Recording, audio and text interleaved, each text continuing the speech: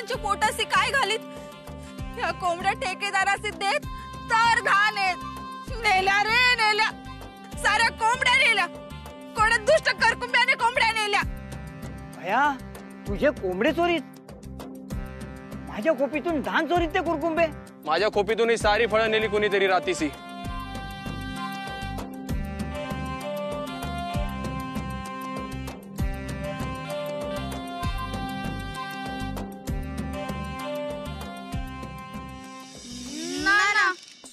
आम्ही ना करीत असे काही एकदाच उत्सवाचे ते तो काय रे त्याचे ना दर्प दर्प हा दर्पण आम्ही पळवीत सत्तुसी राजाचे सैनिक पकडीत आमचे कानी खडा आम्ही ना कोणाच्या खोपीतनं काही पळवीत हे कुणी बाहेरचे कुरकुंबे मदर ठाऊकी कोण चोरीत आपला धान कोंबड्या फळ मला या घोळातून बाहेर काढा कोपी कक्का मी धरीत त्या कुरकुंब्यासी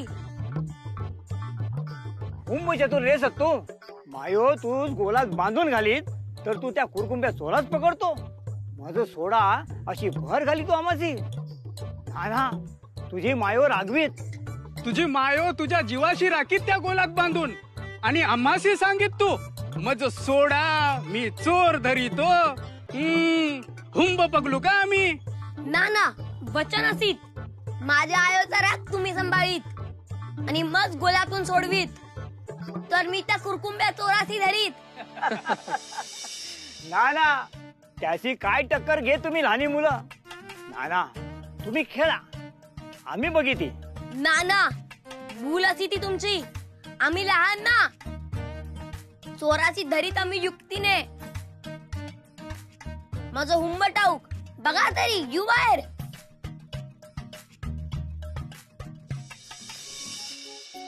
ना तुझ्या गोड बोलाशी फसून शमी मायाचा राग कोण घेत अंगावर रे पण खोपी काका आपण किती दिन चोर हुडकीत पण ना सापडीत सत्तूत जर खात्री तर पाहित एकदा हा पण सत्तू भिंतीपाशी जात तर आम्हीच तू दणकी देत ना लिंगोबाची भाग मी ना जात भिंतीपाशी मला तिथला धोका ठाऊक असीत आणि मायो तातुसी दिलेलं वचन पाळीत मी यू बाहेर गोलातून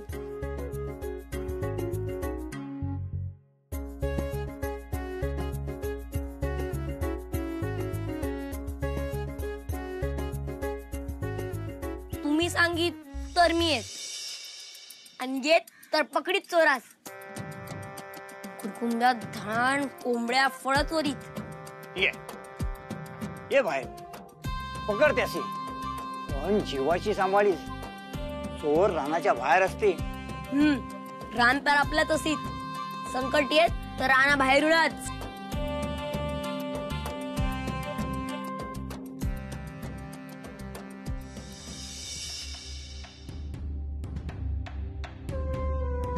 एक सुचवू महाराज बोला आतापर्यंत या अरण्यातील क्रूर श्वापद आणि विषारी नागांपासून आपण वाचलोय पण कुठल्याही क्षणी काहीही होऊ शकतं महाराज मग म्हणणं काय तुमचं नाही आपल्या नगरात नसलेली अनेक सुंदर फुलं या अरण्यात दिसतात त्यातील एक सुंदर फूल सावित्रीला देऊया तिला काहीही कळणार नाही महाराज तिला जर फसवायचंच असतं तर जीव धोक्यात घालून इथे कशासाठी आलो असतो आम्ही तेच महाराज आपण महाराज आहात आपल्या प्राणांचं रक्षण करणं माझं कर्तव्य आहे म्हणून केवळ कर्तव्यापोटी बोललो मी महाराज ने आलं आमच्या ध्यानात भीतीपेक्षा तुम्हाला कर्तव्य मोठं वाटतंय नाही कितीही धोका असला तरी सुद्धा हा अश्वपती ते फूल शोधल्याशिवाय राहणार नाही आमच्या साऊसाठी एवढं तरी करूच शकतो आम्ही चला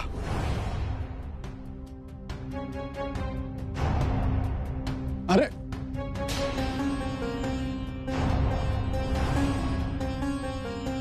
अरे काय है साधं सामान सुद्धा सांभाळता येत नाही काय उपयोग तुझा इथे आणून आता या भयानक अरण्यात खाण्यापिण्याशिवाय तडफडून मरण्याची वेळ येईल. अमात्य, एक दिवस इथली फळं कंदमुळं खाल्ली तर जीव जाणार नाहीये तुमचा. चला.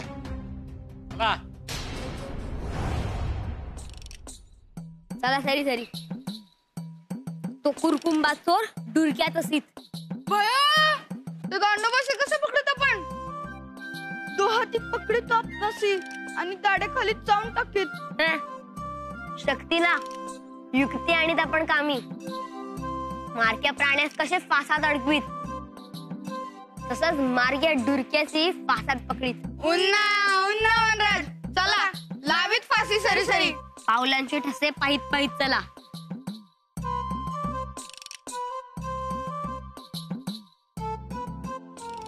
तुम्ही फक्त मला आणि मी दिलेल्या मोहरांना बांधील आहात. माझा आदेश मिळताच तात्काळ बाणांचा वर्षाव करायचा. कोण आपलं कोण परक पाहायचं नाही. तुम्ही राजा अमात्य आणि माळ्याला घेराल, पण मद्र अधिपतींचा वध हा फक्त माझ्या बाणानं होणार.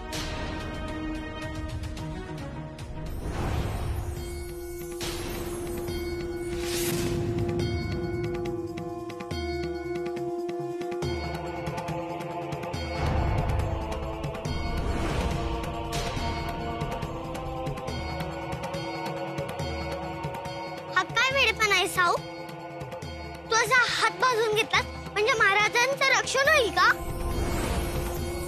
अगं माझेही दादा महाराजांबरोबर आहे ना.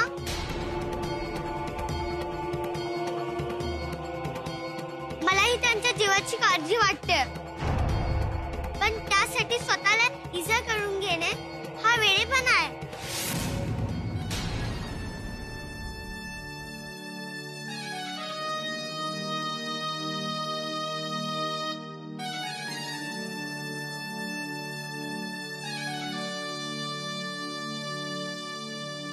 काय चाललंय तुझं? आमची सावित्री तिच्या पित्यासाठी निश्चयाने काहीतरी करतेय. उगाच तिचा तपोभंग करू नकोस.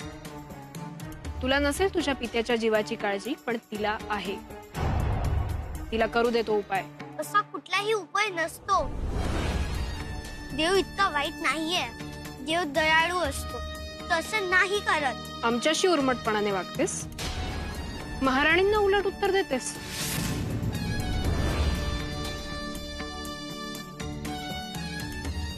तिला घेऊन जा आणि आम्ही सांगेपर्यंत इथे येऊ देऊ नका. हा अन्याय आहे. गप्प बस.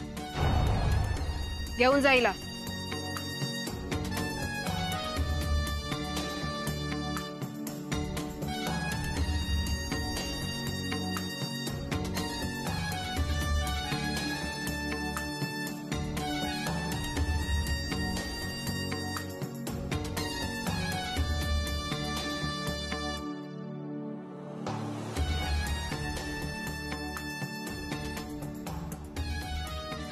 तुझ्या निश्चयापासून ढळू नकोस ना सावित्री. तू वेदना सहन केल्यास तर कदाचित तुझ्या पित्याचे प्राण वाचतील.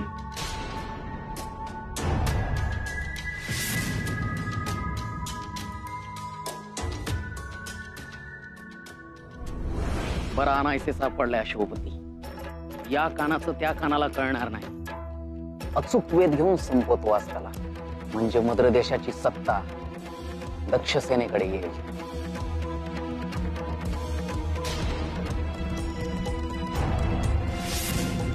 थांबलाय कशासाठी? चला आणि घेरा महाराजांना. पण आपणच कसा महाराजांचा घात करायचा? मीठ खाल्लंय आपण त्यांचं. आणि कोणाला कळलं तर? कसं कळेल? आपल्यातलंच कोणी तोंड उघडलं तर?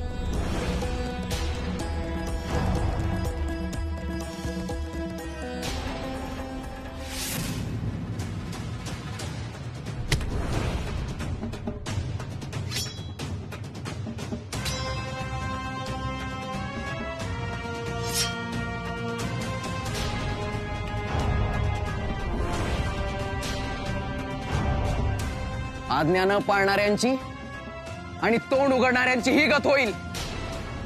चुपचाप सांगतोय ते करा. चला.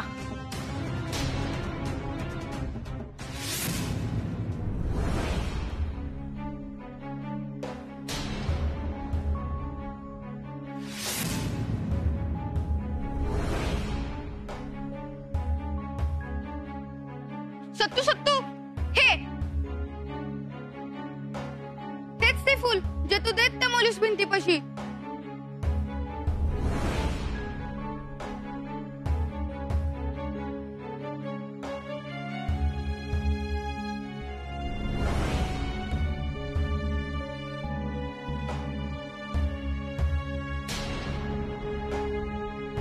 महाराज ते पहा,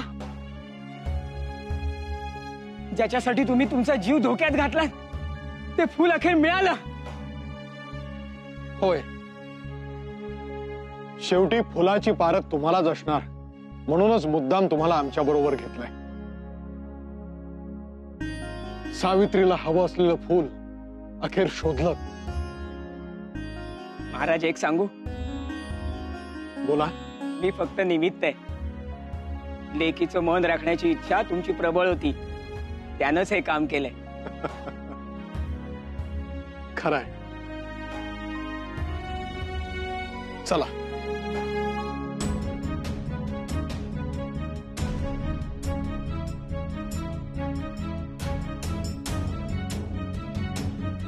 अवघड दिसतंय, पण पोचूया त्या फुलापर्यंत आणि घेऊया ते फूल.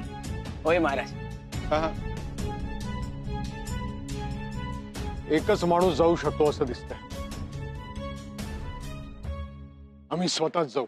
महाराज आपण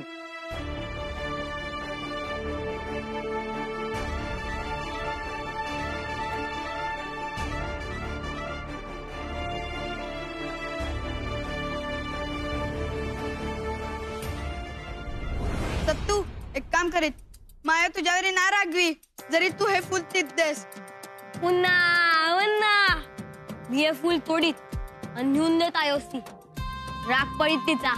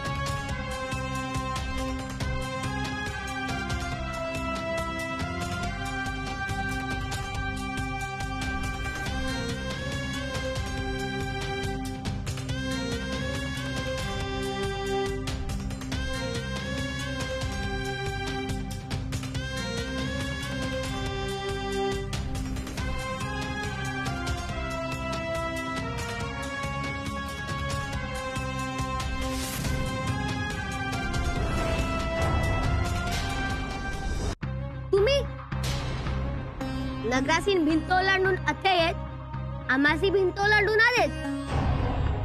आता अथे फूल चोरीत असं म्हणत मी तर राग येतो माझी. अर्थात चोर नाही होत आम्ही, आमच्या कन्येला हे फुल हवंय म्हणून न्यायला आलोय. परंतु हा न्याय ना अरण्याना तुमचं. तुम्ही नगराचे राजे आणि आम्ही रानाचे. या फुलावेरी माझा हक्क नाही. मध्ये भिंत घातली असली तरी सुद्धा हे रान मद्र देशाचाच भाग आहे. नाना, राणीच्या लोकांसाठी काय करीत मद्रदेश? उलट आता मध, धान, फुलं, लाकडं ह्याच्या विकूसाठीची वाट भिंत घालून बंद करीत तुम्ही. आम्ही ना मद्र देशाचे आणि हे रान ना तुमचं. हे रान माझं, हे फूल माझं. नाही, आम्हाला हे फूल हवंय म्हणजे हवंय. तू जर मागे हटला नाहीस तर आम्हाला बळाचा वापर करावा लागेल. ना रानात हे मान्य ना. रानातच बळ झाली. तुझ्या कोणाचाही ना.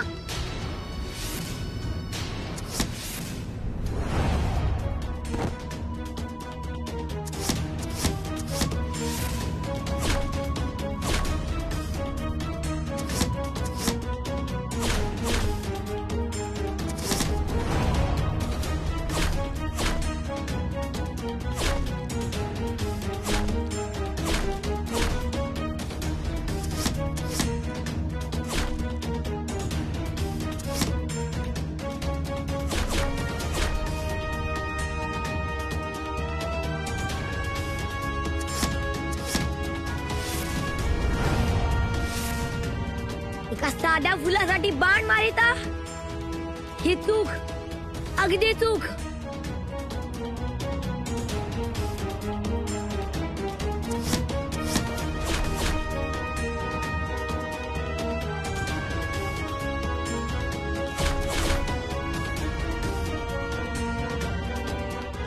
हे आमच्या सैनिकांचे बाण नाहीयेत. आम्ही आमचं सैन्य बरोबर आणलेलंच नाहीये. भया वर सत्यवचन. नाही, हे आमचं सैन्य नाहीच आहे. थांबू नका, वर्षाव करत राहा बाणांचा. आज राजा जिवंत सुटता कामा नये.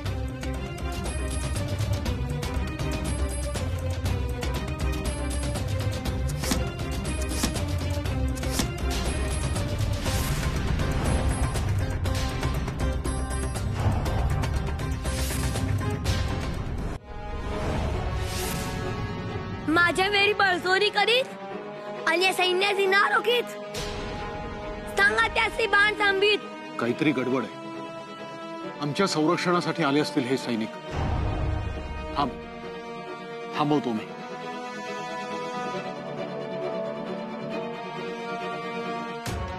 थांबवा, ताबडतोब हा हल्ला थांबवा. ही मद्र अधिपतीची आज्ञा आहे. अवज्ञा केल्यास राजद्रोहाबद्दल मृत्यूदंड दिला जाईल. हा वाचला तर इतरांना मृत्यूदंड देईल ना. हा लपलेला असल्यामुळे सापडणं कठीण जाते. बाणांचा वर्षाव थांबवा, म्हणजे राजा बाहेर येईल आणि सहज टिपला जाईल.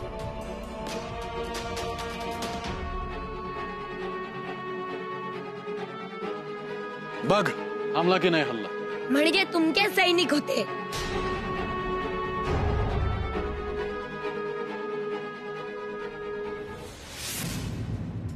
निर्धास्त होऊन उभा राहा. आमच्यापासून तुला कोणताही धोका नाही.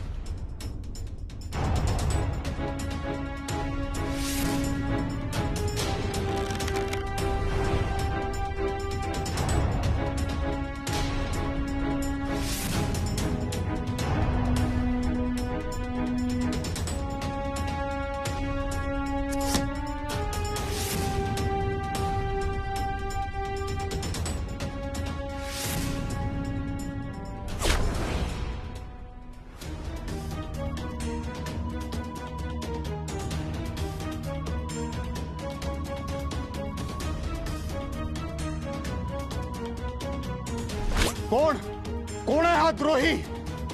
मारा.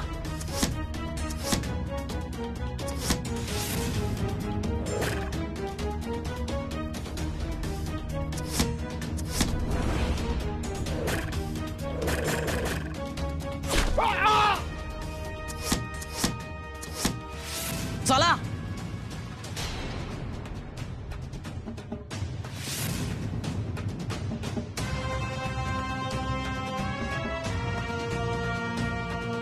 माय सांगी तेच करी. नगरातील माणसं पाठीवर घाव घाली, विश्वासाचा घात करीत. ना आम्ही पुन्हा अशी चूक न करीत. नगरातल्या कोणावरही कधीच विश्वास न ठेवी. कधीच कधीच कधीच न